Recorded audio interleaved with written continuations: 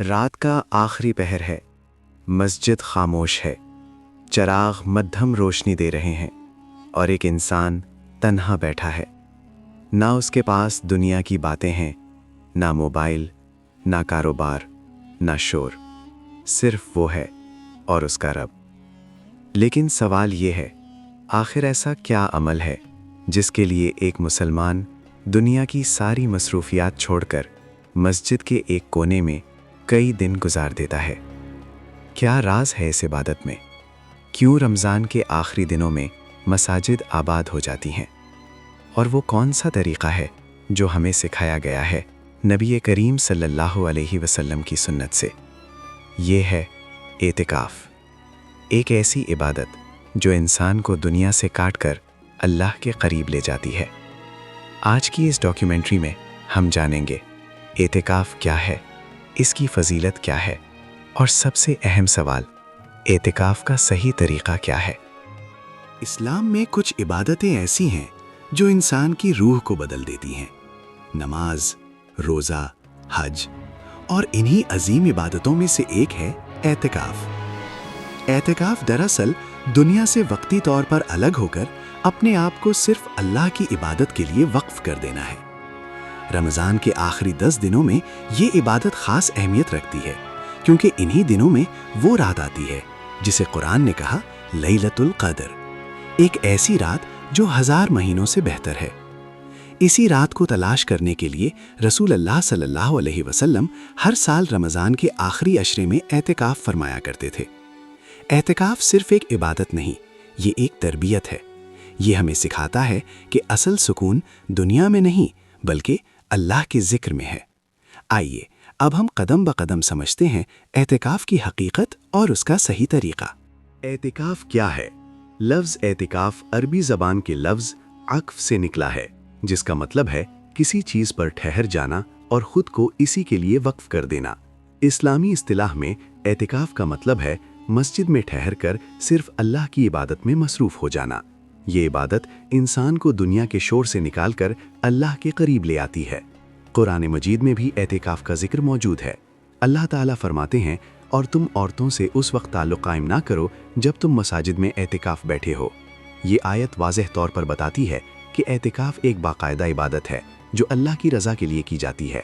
رسول اللہ صلی اللہ علیہ وسلم مدینہ منورہ میں ہر سال رمضان کے آخری 10 دن اعتکاف فرمایا کرتے تھے، اور آپ صلی اللہ علیہ وسلم کی وفات کے بعد بھی آپ کی ازواج مطہرات اعتکاف کرتی رہیں۔ یہ اس بات کی دلیل ہے کہ اعتکاف اسلام میں ایک مضبوط سنت ہے۔ رمضان کا آخری عشرہ، یہ وہ دن ہے جب رسول اللہ صلی اللہ علیہ وسلم اپنی عبادت میں اور زیادہ محنت کرتے تھے۔ حضرت عائشہ رضی اللہ عنہا بیان کرتی ہیں، جب رمضان کے آخری 10 دن آتے تو رسول اللہ صلی اللہ علیہ وسلم اپنی کمر کس لیتے، راتوں کو جاگتے، اپنے گھر والوں کو بھی جگاتے اور اعتکاف فرماتے۔ یہ ہمیں بتاتا ہے کہ اعتکاف صرف ایک عبادت نہیں بلکہ ایک روحانی سفر ہے۔ اعتکاف میں انسان اپنے دل کو صاف کرتا ہے، وہ قرآن پڑھتا ہے، نماز پڑھتا ہے، ذکر کرتا ہے اور اپنے گناہوں پر اللہ سے معافی مانگتا ہے۔ علماء کہتے ہیں، اعتکاف انسان کے دل کو دنیا کی محبت سے نکال کر اللہ کی محبت میں ڈال دیتا ہے، اور یہی اس عبادت کی اصل روح ہے۔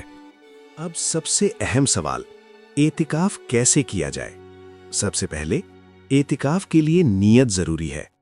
دل میں یہ ارادہ کیا جائے کہ میں اللہ کی رضا کے لیے مسجد میں اعتکاف کر رہا ہوں۔ اعتکاف کا وقت عام طور پر رمضان کے آخری 10 دن ہوتے ہیں، یعنی 20 رمضان کی مغرب کے بعد مسجد میں داخل ہونا اور عید کا چاند نظر آنے تک وہیں رہنا۔ اعتکاف صرف مسجد میں ہوتا ہے۔ مردوں کے لیے مسجد میں رہنا ضروری ہے، جبکہ عورتیں اپنے گھر میں ایک مخصوص جگہ پر اعتکاف کر سکتی ہیں۔ اعتکاف کے دوران انسان کو چاہیے کہ زیادہ سے زیادہ وقت عبادت میں گزارے، قرآن کی تلاوت کرے، نفل نماز پڑھے، ذکر کرے، دعا کرے۔ اعتکاف میں فضول گفتگو اور دنیاوی مصروفیات سے بچنا چاہیے۔ یہ وقت اللہ سے تعلق مضبوط کرنے کا ہوتا ہے۔ اعتکاف کے دوران کچھ خاص آداب کا خیال رکھنا ضروری ہے۔ مثلاً بلا ضرورت مسجد سے باہر نہ نکلنا، صرف ضروری کاموں کے لیے باہر جانے کی اجازت ہے۔